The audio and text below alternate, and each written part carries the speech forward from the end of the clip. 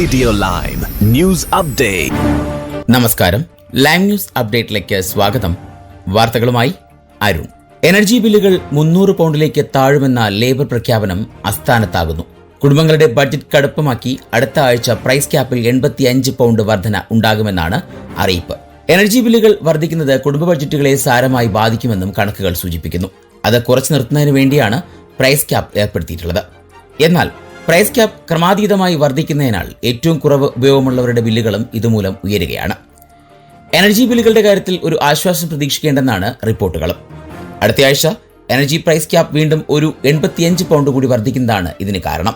Water കമ്പനികൾ ലക്ഷക്കണക്കിന് കുടുംബങ്ങളുടെ ബില്ലുകൾ വർദ്ധിപ്പിക്കാൻ ഒരുങ്ങുന്നതിനിടെയാണ് എനർജി പ്രൈസ് ക്യാപ്പ് വർധന. ബില്ലുകൾ 300 പൗണ്ട് വരെ കുറയ്ക്കുമെന്നായിരുന്നു എനർജി സെക്രട്ടറി എഡ് മിലിബന്തിന്റെ തെരഞ്ഞെടുപ്പ് വാഗ്ദാനം. എന്നാൽ ലേബർ അധികാരത്തിലെത്തിയതിനു ശേഷം ഇത് 3ാം തവണയാണ് ബില്ലുകൾ വർദ്ധിക്കുന്നത്. ശരാശരി ഭവനങ്ങൾക്ക് 255 പൗണ്ട് വരെയാണ് നിരക്കുയർന്നത്. വിന്റർ ഫ്യൂവൽ അലവൻസുകൾ പിൻവലിക്കപ്പെട്ട ലക്ഷക്കണക്കിന് പെൻഷൻകാർക്ക് ഇത് ആഘാതമാകുമെന്നും മുന്നറിയിപ്പ്. തണുത്ത കാലാവസ്ഥയും യൂറോപ്പിലെ ഗ്യാസ് സ്റ്റോറേജ് കുറഞ്ഞതും ചേർന്നാണ് ഏപ്രിൽ മാസത്തിൽ എനർജി ചെലവുകൾ വീണ്ടും ഉയരുന്നത്. ഇതോടെ വാർഷിക ശരാശരി ബില്ലുകൾ 1800 പൗണ്ട് കടക്കും. എനർജി പ്രൈസ് ക്യാപ്പ് ഏപ്രിൽ 1823 പൗണ്ടിലേക്ക് ഉയരുമെന്നാണ് കൺസൾട്ടൻസി കോൺവാൾ പ്രവചനവും. ഫ്രാൻസിസ് മാർപ്പാപ്പയുടെ ആരോഗ്യനില കൂടുതൽ സങ്കീർണം. 2 ശ്വാസകോശങ്ങളിലും കടുത്ത ന്യൂമോണിയ ബാധിച്ച പോപ്പിന് ആന്റിബയോട്ടിക് ചികിത്സ തുടരുകയാണെന്ന് ഡോക്ടർമാർ അറിയിക്കുന്നു. കടുത്ത ശ്വാസതടസ്സത്തെ തുടർന്ന് കഴിഞ്ഞ ദിവസമാണ് മാർപ്പാപ്പയെ റോമിലെ ആശുപത്രിയിൽ പ്രവേശിപ്പിച്ചത്. 88 വയസ്സുള്ള മാർപ്പാപ്പയെ ബ്രോങ്കൈറ്റിസിനുള്ള ചികിത്സയും പരിശോധനകൾക്കുമായി വെള്ളിയാഴ്ചയാണ് റോമിലെ ആശുപത്രിയിൽ പ്രവേശിപ്പിച്ചത്. അദ്ദേഹത്തിന് ശ്വാസകോശത്തിൽ കടുത്ത അണുബാധ ഉണ്ടെന്നും ചികിത്സയിൽ മാറ്റം ആവശ്യമാണെന്നും വത്തിക്കാൻ നേരത്തെ അറിയിച്ചിരുന്നു. മാർപ്പാപ്പയുടെ ഈ ആഴ്ചത്തെ ഔദ്യോഗിക പരിപാടികളെല്ലാം റദ്ദാക്കി.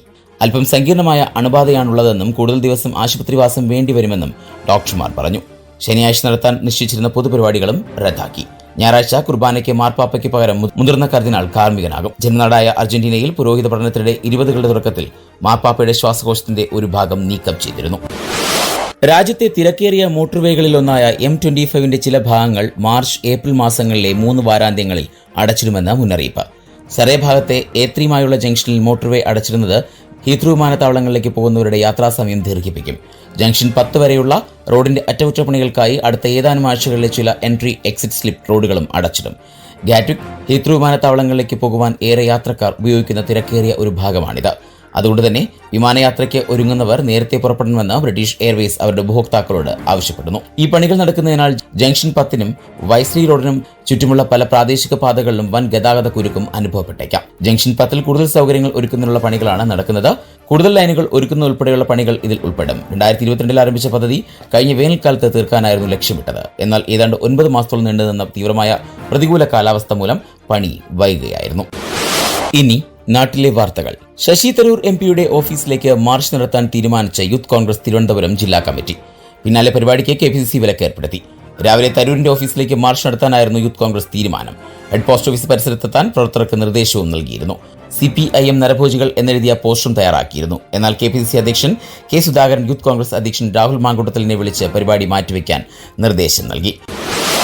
അധ്യാപകർ 1 മുതൽ 9 വരെ ഉള്ള ക്ലാസുകളിലെ ഉത്തരക്കടലാസുകൾ വിലയിരുത്തി വീട്ടിലേക്ക് കൊടുത്തുവരണമെന്ന് മന്ത്രി വി ശിവൻകുട്ടി. പൊതുവിദ്യാഭ്യാസ വകുപ്പിന്റെ സമഗ്ര ഗുണമേന്മാ വിദ്യാഭ്യാസ പദ്ധതി ഉദ്ഘാടന വേളയിലാണ് മന്ത്രിയുടെ പരാമർശം. ഉത്തരക്കടലാസുകൾ മറിച്ചു നോക്കാത്ത അധ്യാപകരുണ്ട്. 8ാം ക്ലാസുകളിൽ ആരെയും അരിച്ചുപെറുക്കി തോൽപ്പിക്കില്ലെന്നും മന്ത്രി പറഞ്ഞു. 1ാം ക്ലാസുകളിൽ പരീക്ഷ നടത്തിയുള്ള പ്രവേശനം അനുവദിക്കില്ലെന്ന് മന്ത്രി വി ശിവൻകുട്ടി നേരത്തെ തന്നെ വ്യക്തമാക്കിയിരുന്നു.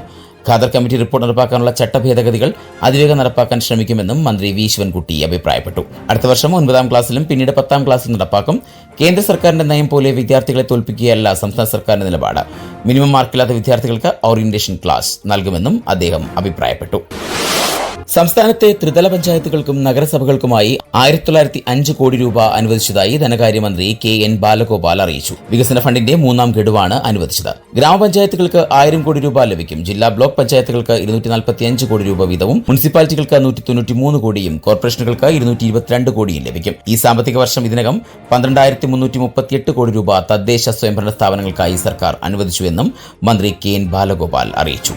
സാമ്പത്തിക ഞെരുക്കങ്ങൾക്കിടയിലും തദ്ദേശ സ്വയംഭരണ സ്ഥാപനങ്ങൾക്കായി നീക്കിവച്ചിട്ടുള്ള തുക പൂർണ്ണമായി ലഭ്യമാക്കുകയെന്ന LDF സർക്കാർ നിലപാട് പൂർണ്ണ അർത്ഥത്തിൽ തുടരുകയാണ് എന്നും ധനകാര്യമന്ത്രി KN ബാലഗോപാൽ പറഞ്ഞു. ഡ്രൈവിംഗ് ലൈസൻസ് പുതുക്കുന്നതിന് സ്വദേശി ഡോക്ടർമാരുടെ സാക്ഷ്യപത്രം വേണമെന്ന മോട്ടോർ വാഹന വകുപ്പിന്റെ നിബന്ധന പ്രവാസികളെ വലയ്ക്കുന്നു. സംസ്ഥാന മെഡിക്കൽ കൌൺസിൽ അംഗീകരിച്ച ഡോക്ടർമാരുടെ മെഡിക്കൽ സർട്ടിഫിക്കറ്റ് മാത്രമേ മോട്ടോർ വാഹന വകുപ്പ് അംഗീകരിക്കൂ. വിദേശങ്ങളിൽ ഒട്ടേറെ ഇന്ത്യൻ ഡോക്ടർമാരുണ്ടെങ്കിലും അവരുടെ സേവനം പ്രയോജനപ്പെടുത്താൻ പ്രവാസികൾക്ക് കഴിയുന്നില്ല. ഡ്രൈവിംഗ് ലൈസൻസ് പുതുക്കുന്നതിന് അംഗീകൃത ഡോക്ടർമാരിൽ നിന്ന് നേത്ര മെഡിക്കൽ സർട്ടിഫിക്കറ്റുകൾ നിർബന്ധമാണ്.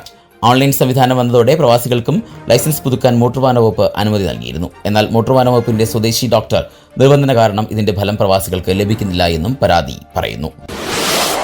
ഇനി ഇന്നത്തെ സ്പോർട്സ് വാർത്തകൾ. യുവേഫ ചാമ്പ്യൻസ് ലീഗിൽ പ്രീ ക്വാർട്ടറിൽ കടന്ന ജർമ്മൻ വമ്പന്മാരായ Bayern Munich. Pre quarter play ഓഫിൽ സെൽറ്റിക്കിനെ പരാജയപ്പെടുത്തിയാണ് ബയൺ പ്രീ ക്വാർട്ടറിൽ എത്തിയത്. പ്രീ ക്വാർട്ടർ പ്ലേ ഓഫിൽ ഇരുപാദങ്ങളുമായി 3-2 മുന്നിലെത്തിയതോടെയാണ് ജർമ്മൻ വമ്പന്മാർ പ്രീ ക്വാർട്ടർ ഉറപ്പിച്ചത്. കഴിഞ്ഞ ദിവസം നടന്ന രണ്ടാം പാദ പ്രീ ക്വാർട്ടർ പ്ലേ ഓഫ് മത്സരം സമനിലയിലാണ് അവസാനിച്ചത്. ഇരു ടീമുകളും ഓരോ ഗോൾ വീതം നേടി. അൽഫോൻസോ ഡേവിസ് ബയണിനു വേണ്ടി ഗോൾ നേടിയപ്പോൾ നിക്കോളാസ് ജെറിറ്റ് കുൻ ആണ് സെൽറ്റിക്കിന് വേണ്ടി ഗോൾ സ്കോർ ചെയ്തത്. ഇനി ഇന്നത്തെ പൗണ്ട് വിനിമയ നിരക്ക് 109.64 ഇന്ത്യൻ രൂപയാണ് ഇന്നത്തെ പൗണ്ട് വിനിമയ നിരക്ക്. ഇതോടെ ഇന്നത്തെ വാർത്താ ബുള്ളറ്റിൻ പൂർണ്ണമാകുന്നു. അടുത്ത ബുള്ളറ്റിനുമായി വരും മണിക്കൂറുകളിൽ കേട്ടുമുട്ടാം. നന്ദി, നമസ്കാരം.